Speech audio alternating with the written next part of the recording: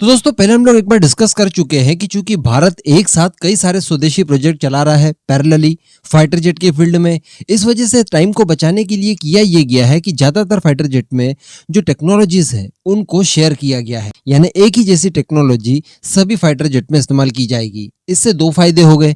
एक फायदा तो ये हुआ कि समय कम लगा।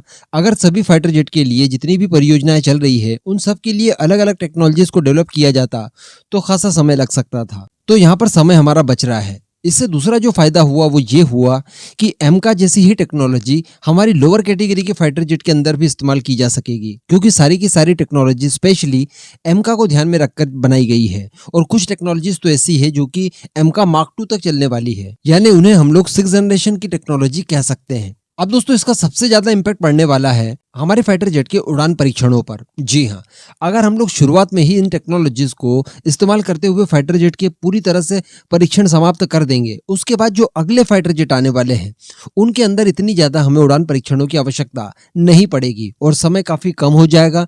तो हम लोग इन्हें बताया जा रहा है कि 20% तक रिड्यूस कर सकते हैं और 20% जितनी उड़ान परीक्षण कम भरकर भी हम लोग इसे डायरेक्टली हमारे फाइटर जेट को मास प्रोडक्शन के लिए भेज सकते हैं। शायद अभी भी आपको कंफ्यूजन लग रहा होगा, अब आप ध्यान से सुनिए मैं क्या बोलता हूँ।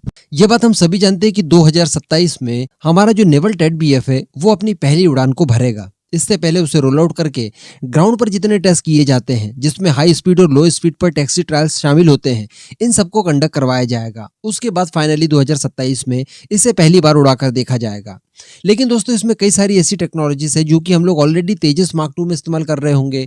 इससे साल भर पहले एमका आ चुका होगा, तो एमका के अंदर इस्तेमाल कर चुके होंगे।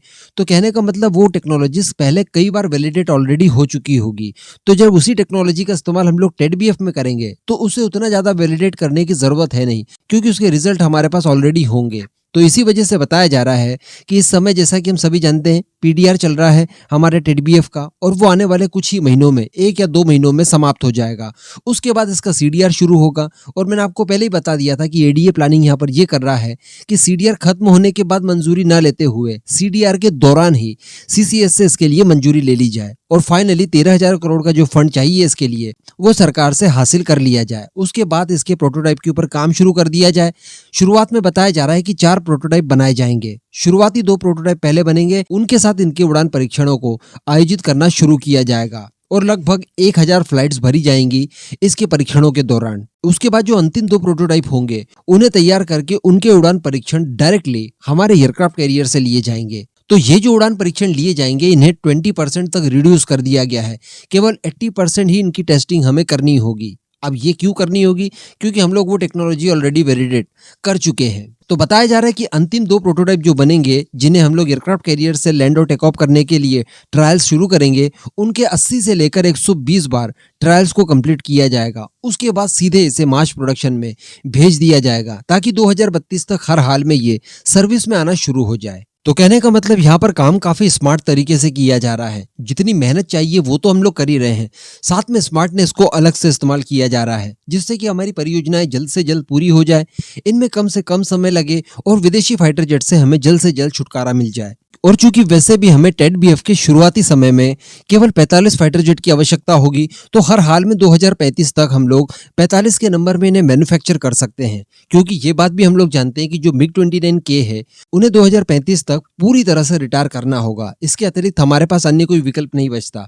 तो इस दौरान तक हमें हमारे हर हाल में 45 की संख्या में टेड बीएफ तो चाहिए। तो वो टारगेट हम लोग इस माध्यम से अचीव कर सकते हैं। अगर इस तरह की चीजें नहीं की गई होती तो इसमें खासा समय लग सकता था। मान लीजिए कि पहले इसका सीडीआर कंप्लीट होने का वेट करते, वो जब सीडीआर कंप्लीट होता उसके बाद सीसीएस के पास इसकी मंजूरी के लिए जाते, सीसीएस थोड़ा बहुत समय लेती इसमें, फाइनली पैसा अलॉट होता इसके लिए, उसके बाद प्रोटोटाइप वगैरह बनाकर फिर इनकी लंबे समय तक टेस्टिंग वगैरह चलती, तो उसमें ये प्रोजेक्ट खासा डिले हो सकता था और शायद 2035 तक जो हमें मिग 29 का रिप्लेसमेंट चाहिए टेड बीएफ से वो अचीव नहीं कर सकते थे।